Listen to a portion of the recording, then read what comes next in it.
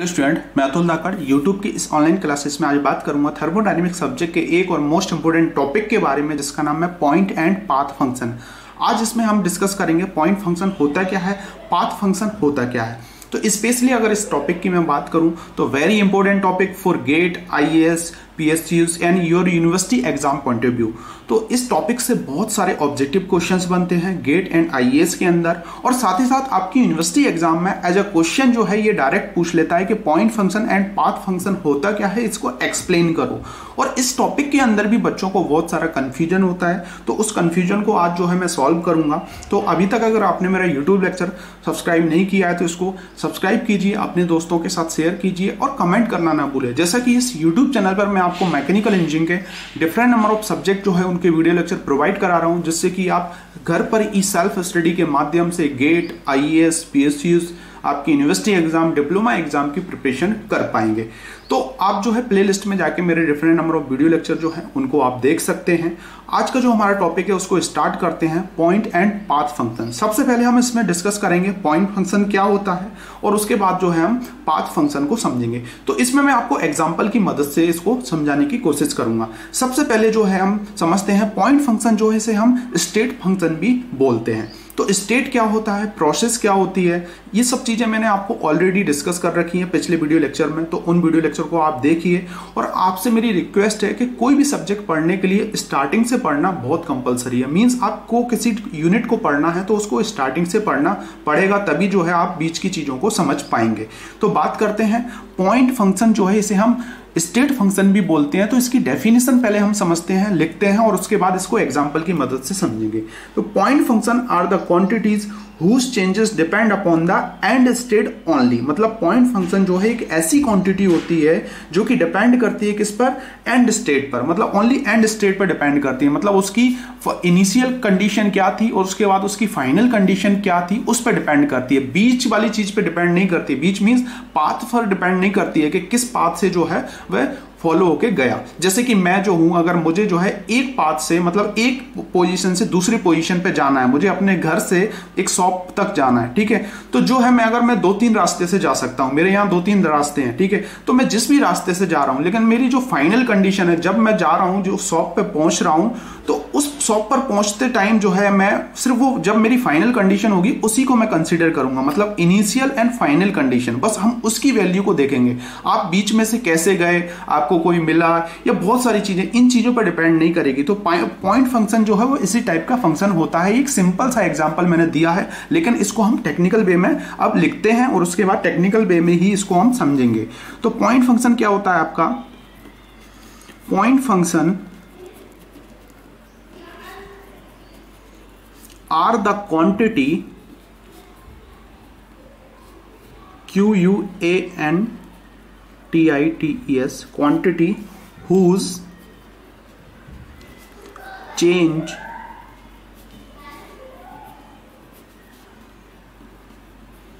depends upon the end state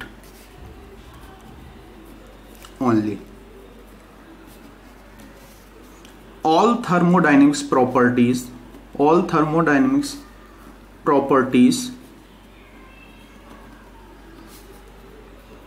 such as pressure, volume, temperature, etc. are point function। ये सभी आपकी point function होती है। Question पूछ लेता है वो प्रेशर, वॉल्यूम, टेम्परेचर किस टाइप की प्रॉपर्टीज हैं, किस टाइप का फंक्शन है, तो it is a point function. अब इसको हम समझते हैं। तो point function are the quantities whose changes depend upon the end state. State पे डिपेंड करती है ओनली, ठीक है। All thermodynamics properties such as pressure, volume, temperature, ये सब चीजें आपकी पॉइंट फंक्शन होती हैं। तो इसको हम इस डायग्राम की मदद से समझते हैं। जैसा कि आप समझते हैं कि पीवी डायग्राम जो है हम ड्रॉ कर सकते हैं किसी भी प्रोसेस के लिए। इसमें अगर मैं प्रोसेस की मैं बात करूं तो 1 से लेके 2 जो है, ये 1 से लेके 2 जो है ये एक प्रोसेस है आपकी, ठीक है।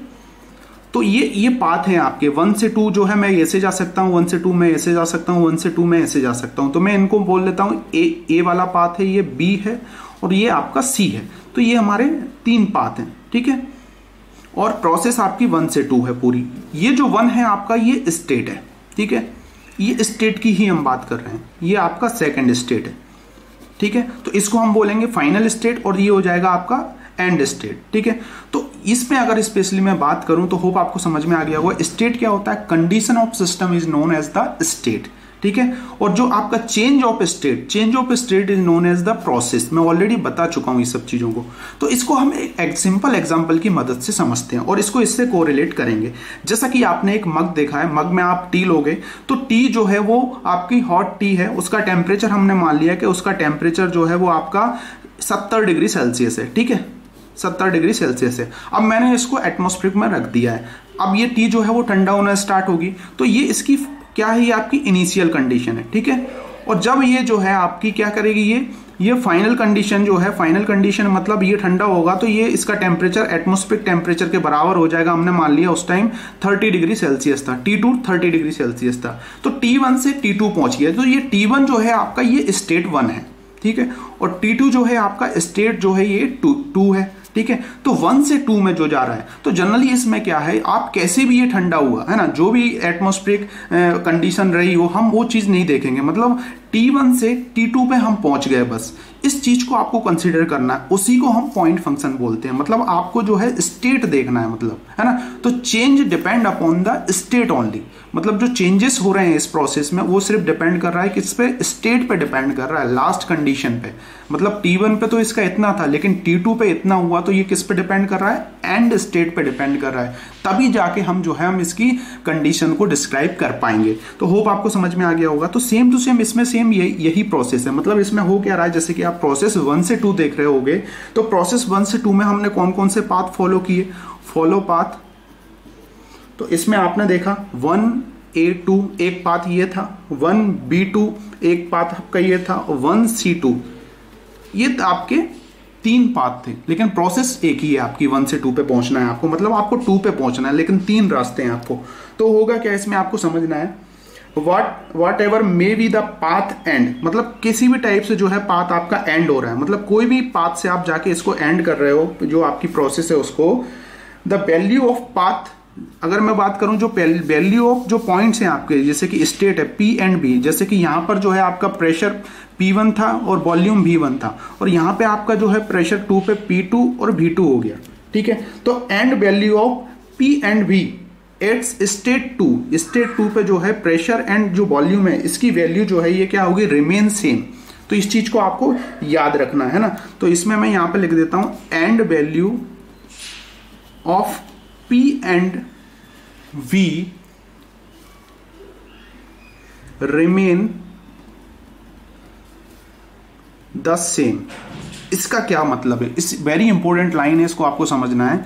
मतलब आप ये प्रोसेस 1 से 2 को फॉलो कर रहे हो और आप पहले A से गए, फिर B पाथ से गए, फिर C पाथ से गए। तो होगा क्या, जब आप A से गए तब भी P2 V2 की वैल्यू वही थी, B से गए तब भी P2 V2 की वैल्यू वही थी, और C से गए तो तब भी P2 V2 की वैल्यू वही थी। मतलब कंडीशन जो थी, एंड कंडीशन सेम वही थी। तो ये चीज वही बता रहा है, मतलब and value of P and V remain same, remain the same, है ना। तो जनरली आपको समझ में आ गया होगा। जो पॉइंट फंक्शन है, ये पॉइंट फंक्शन क्या डिफाइन करता है, ओनली जो है ये स्टेट को डिफाइन करता है। मतलब एंड स्टेट कंडीशन, आपकी प्रोसेस जो है स्टार्ट कहां से हुई और एंड कहां पर होगी, सिर्फ जो है स्टेट को डिफाइन करता है। तो इसको हम पॉइंट फंक्शन बोलते हैं, ठीक है। जैसे कि प्रेशर, वॉल्यूम, टेम्परेचर, ये सभी क्या है, आपके पॉइंट फंक्शन ही होते हैं। मतलब किसी स्टेट पर आपका जो है, किसी स्टेट पर जो है आपका प्रेशर की वैल्यू कुछ थी, वॉल्यूम की वैल्यू कुछ थी, टेम्परेचर की कुछ वैल्यू थी, और कुछ अलग कंडीशन में सेकंड स्टेट पे उसकी वैल्यू चेंज हो गई। तो जनरली ये जो है आपका किस पे डिपेंड करा, पॉइंट फंक्शन एंड स्टेट पे, एंड कंडीशन पे। जैसे कि एक सिंपल एग्जांपल और समझते हैं इसको। मैंने यहां से स्टार्ट करना चालू किया और मैं यहां पे पहुंचा, ठीक है। और उसके बाद एक दूसरा बंदा था, वो स्टार्ट होकर यहां से यहां पे पहुंच गया, ठीक है। अगर वो मुझसे फास्ट पहुंच गया, ठीक है, तो क्या करेंगे, हम सिर्फ जीतने को कंसीडर करेंगे। मतलब उसकी एंड स्टेट को हम डिपेंड करेंगे, एंड स्टेट को ही कंसीडर करेंगे। आपकी जो पाथ है वो किस टाइप से भी फॉलो हुई, इस पे वो डिपेंड नहीं करेगा। तो जनरली ये पाथ पे डिपेंड नहीं करता है, इस चीज को याद रखना है आपको। पाथ पे ये डिपेंड नहीं करता है, ओनली किस पे डिपेंड करता है, स्टेट पे। और स्टेट मींस एंड स्टेट पे। तो होप आपको समझ में आ गया होगा। तो पॉइंट फंक्शन जो है ये क्या होता है, इससे जुड़ी हुई चीजें, सब चीजें मैंने डिस्क्राइब कर दी हैं वेरी सिंपल मैनर में। इससे सिंपल मैनर में कोई डिस्क्राइब नहीं कर पाएगा, लेकिन मैंने आपको जो है इस चीज को एक्सप्लेन कर दिया। अब मैं इस पे जुड़े हुए कुछ इंपॉर्टेंट चीजें इसमें मैं बताने जा रहा हूं, जो कि आपके गेट आईएएस के एग्जाम के पॉइंट ऑफ व्यू से बहुत इंपॉर्टेंट क्वेश्चन है। ठीक है, point function does not depend upon the path history. पहली लाइन ये बहुत बार पूछा गया है। Point function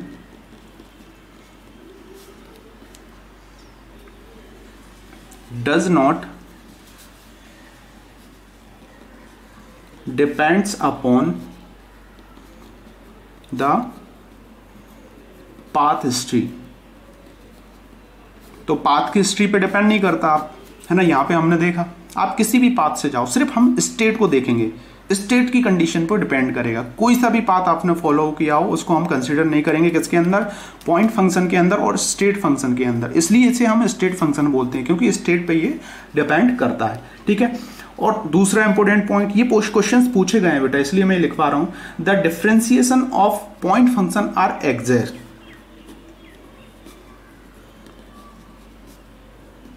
the differential of point function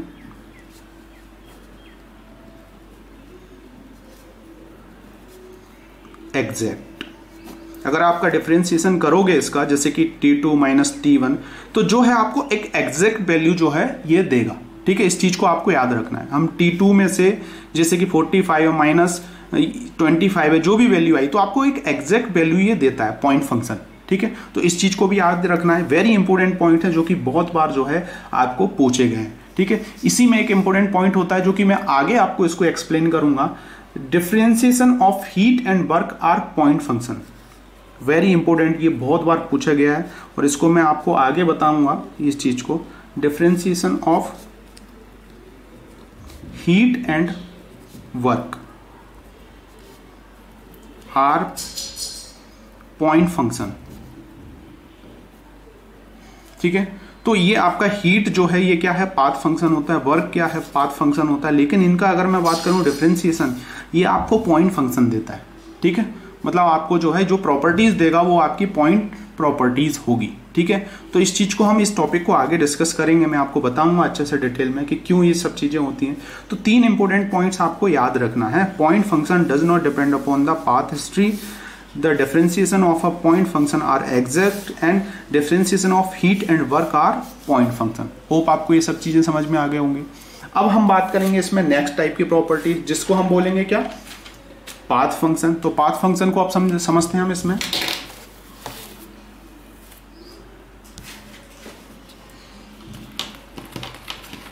दूसरा है ये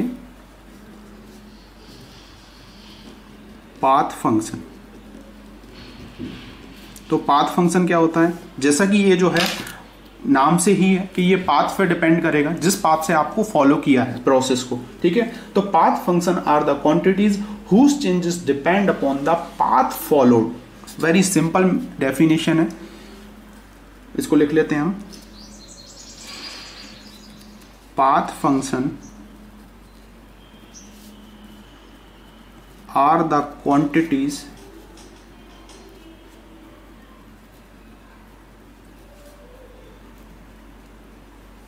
whose change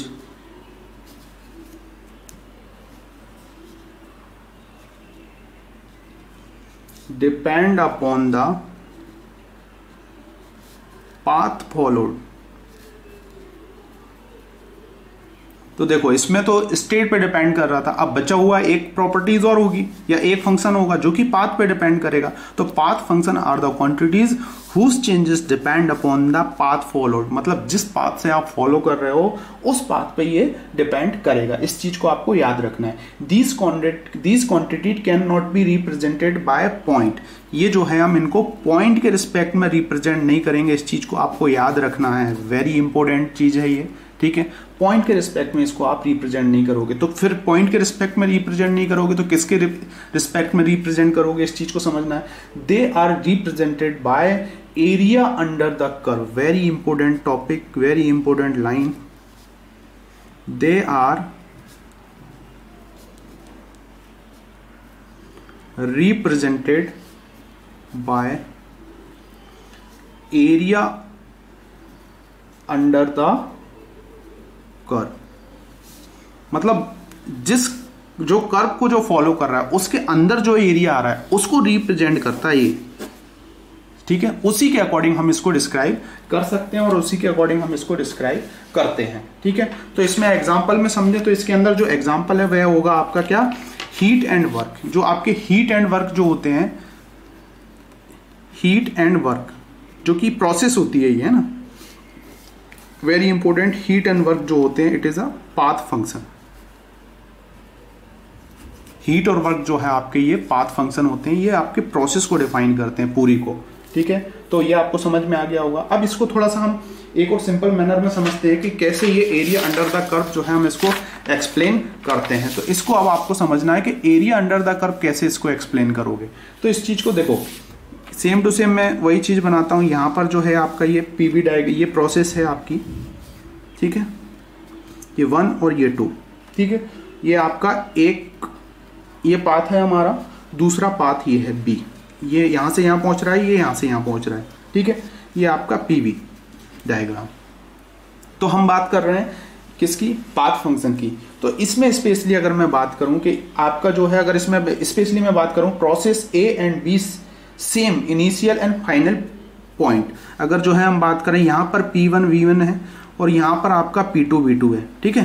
तो आप अगर ए प्रोसेस से जाओगे तो भी आपका P2 V2 सेम है, बी से जाओगे तो भी P2 V2 सेम है, ठीक है। और सेम टू सेम अगर मैं बात करूं, वॉल्यूम जो है V1 भी बराबर है, V2 भी जो है आपका बराबर है, ठीक है। सिंपल सी बात समझ में आगे होगी। ये पाथ है आपका, ये एक पाथ, ये दूसरा पाथ। यहां पर जो है स्टेट पे एक कंडीशन P1 V1 दे रखी है, स्टेट 2 पे एक कंडीशन P2 V2 दे रखी है। हम बात कर रहे हैं अगर आप ए से जाओगे तब भी P2 V2 की वैल्यू वही है, बी से जाओगे तब भी P2 V2 की वैल्यू वही है। लेकिन इसमें स्पेशली अगर मैं बात करूं वर्क की, है ना, इसमें कितना वर्क हो रहा है, तो देखो ए का वर्क कितना हो रहा है। अगर हम एरिया अंडर द कर्व, मतलब ऐसे नीचे जो अगर इसको मैं बढ़ाऊं तो आप देख रहे होगे यहां पर जो है इसका ये इतना वर्क है, ये इसका वर्क है। ऐसे ही इसकी हीट को हम डिस्क्राइब कर सकते हैं, ठीक है। ये हो गया आपका एरिया अंडर द कर्व। तो ये माना कि मैंने इसमें वर्क जो है इसका 8 किलो जूल है ए का, और अगर मैं बी का देखूं ना तो बी का इतना एरिया जो है ये और जुड़ जाएगा पूरा। तो बी का जो वर्क होगा वो इससे ज्यादा होगा, है ना।